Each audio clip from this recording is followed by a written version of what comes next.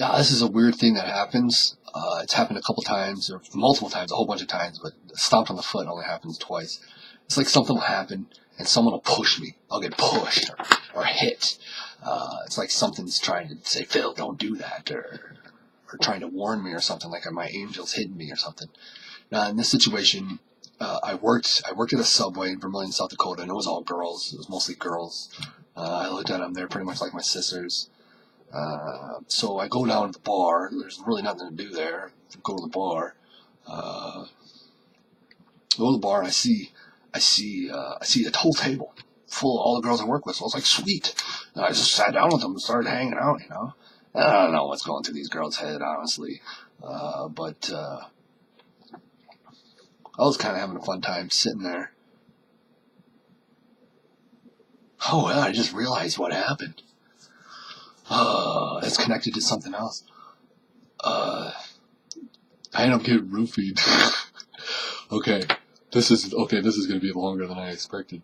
So basically, I'm sitting at this table with these girls, and I'm kind of having fun. Not really, I guess, just hanging out. Maybe they're kind of ignoring me a little bit. But there's probably 6 girls at this table. It's a booth, double booth on each side of the table.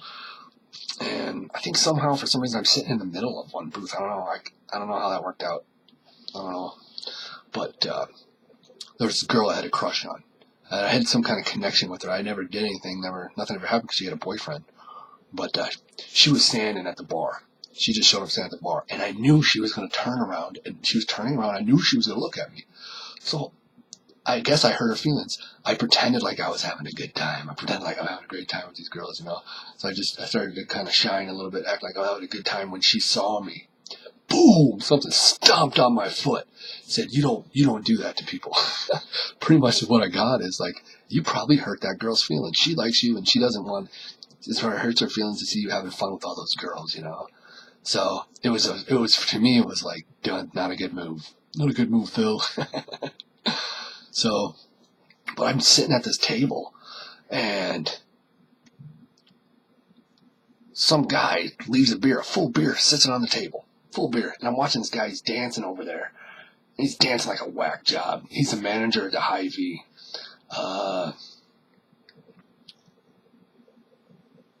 And so he takes forever to come get this beer, so whatever. I'm just going to drink this beer. It was roofied. I got roofied by that beer. I mean, within no time at all, I wasn't feeling good at all. I took the roofie for the girls, man. I ended up going to an after bar. This girl that was trying to get me, I broke up with her and she was trying to get me again. She really liked me, apparently. I kept telling her, I'm going to throw up. She was trying to kiss me. She didn't even care. She wasn't listening. I think I ended up kissing her once or twice. Just a couple pecks. It's like, you're on your mind. I'm trying to tell you that. Like roofied. I felt horrible. Yeah, this is turning into, I didn't realize all this stuff was connected. So I go in and I end up blacking out on this after bar bathroom floor. And I wake up in fetal position with some guy sitting on the toilet trying to touch my crotch. So this stuff's taking a turn for the worse. I get up. I feel horrible. I tried the whole house is in a party. There's people everywhere. I tried to tell him I probably didn't come out right. Blah blah blah blah blah. I don't know. I tried to tell him this guy was in the bathroom trying to molest me, man. I was so messed up, I just dropped right on the couch that no one was on. I threw a blanket over me, and I could peek. I was peeking out with one eye. I mean, I was done. I got roofied hard. It was a horrible experience. So I was watching and watching, and I just pass out, right? Got comfortable enough, I just passed out. And I woke up in the middle of the night, just as the same guy. The party's over. I'm still on the same couch. Everybody's left. It's darkness. No one's around except this guy is down at the bottom of the couch. And I think he just touched my penis. He just put his hand in my pants. And in a microsecond, I was thinking, well, you got 2 choices, Phil. You can hit the guy or you can call the police. And just hitting the guy felt better. It just felt, I don't know, it just happened. So I reach around, I'm laying into the couch, So and he's on the outside of the couch, so I have to reach around. Boom! I reached around and hit him. He was on the floor. It was dark. I connected with this guy right away. Like God guided my hand or something. I don't know. I jumped up. I turned the light on. Adrenaline's sobering me up.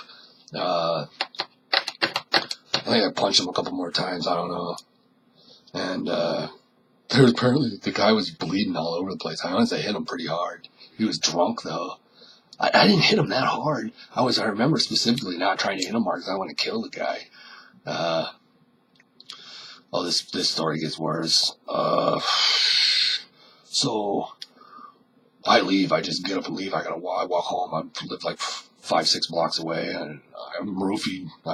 I kind of started crying for a couple seconds, walking home. Like, what the hell? I can't believe I'm going through all this. Like, I got raped, Pretty much got raped. So the rape cry. It didn't last very long. I toughened up. I got home. I realized I forgot my coat. So I had my roommate's girlfriend give me a ride back, and I had to get my coat. And I went and got my coat. And that girl that I was with that was trying to kiss me, she was with another dude. What a whore. That chick was a whore. I'm glad I broke up with her. I wasn't even with her very long. She kept coming after me. I didn't want anything to do with anything, really. So she thought I was like being jealous or something. Oh, I need to get my coat. I got my coat and I was leaving, and she comes upstairs and she tries to say something to me. She says something like, I love you, or something. She's drunk and weird. Whatever. When someone tells you you love them, you just say, when someone says they love you, you just say, I love you back. Just try to be nice. So, I think when I got back, I went and got my coat. I walked in, and this guy is still here. I think I punched him again. And, so I go home. I end up going home, and, worst hangover I've ever had in my life. I was destroyed. The next day, the next couple of days, I was just destroyed. I got roofied, man. Not a good thing. By far the worst hangover I've ever had.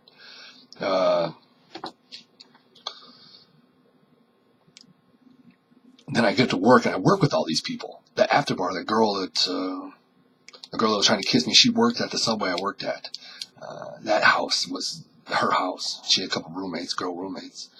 And all the word flew fast all around Subway.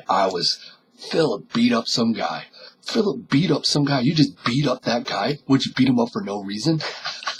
So all this good propaganda goes around that I'm some horrible person. So right away I'm defending myself. I'm saying, no, man, I woke up, this guy's hand was in my pants. He was trying to touch my crotch and stuff. Yeah, I got it straightened out. People were believing me. They weren't. I didn't get too much grief after that. Because they were trying to charge me. They're like, what did you do? You got blood on the ceiling. I punched this guy. Somehow he got blood on the ceiling. He was an easy bleeder. There was blood on the floor. They ended up not charging me for the carpet cleaning. I had to clean up the blood. The guy was bleeding all over the place. I'm not sure. I don't know. But apparently 2 weeks later, I should have called the police. Instead, I guess I'm not sure how that would have worked. 2 weeks later, this guy gets caught with his finger in someone's rear end doing the same thing at an after bar. Yeah. Some guy woke up, and that same guy that was doing it to me had his finger in that guy's butt. Unbelievable. Whoa. That's what I'm thinking. Maybe I should have called the police. Unbelievable. She probably got whooped up too. She probably got beat up again. So I got roofied by this guy, right? I realized in my house, I have an epiphany years later, 10, 15 years later. I have this epiphany. Somehow, I don't know where I got this path of thinking and ended up with these conclusions that was military. The military was watching me and drugged me to keep me from hooking back up with that chick. Okay? And this same guy. Somehow I have this epiphany in this situation. I don't know what I'm going through. I swear to you not. Like the next day, I drive to Sioux Falls. It's 30 miles away. I go to the Hy-Vee that's in Sioux Falls. This happened in Vermilion. All the rape stuff and roofie happened in Vermilion. I go to Sioux Falls. And keep in mind, this is like 12, 15 years after it happened. I go to Sioux Falls like a couple days after I have this epiphany that it was probably the military that roofied me to keep me out of that relationship. And this guy that roofied me is walking out of that Hy-Vee. They're walking out of the Hy-Vee almost like the military is trying to confirm with me that that's exactly what happened. Unbelievable. It's an unbelievable coincidence. It's just unbelievable. Which would mean that somehow I've been monitored by the military for a long time for some reason. I don't know. Maybe the stuff I said in my sleep. I don't know. Yeah, that was a long one. I was just going to talk about stomping on the foot, and I didn't realize it was all connected. So, yeah, it's a pretty wild story. I don't think there's anything else there, really. Yeah, what we learn here, that's how they roofie people. They just leave a drink there, a full drink. Yeah, don't drink a full drink if you see one sitting around. Not good. Especially in a college town. Alright, I'm out of here.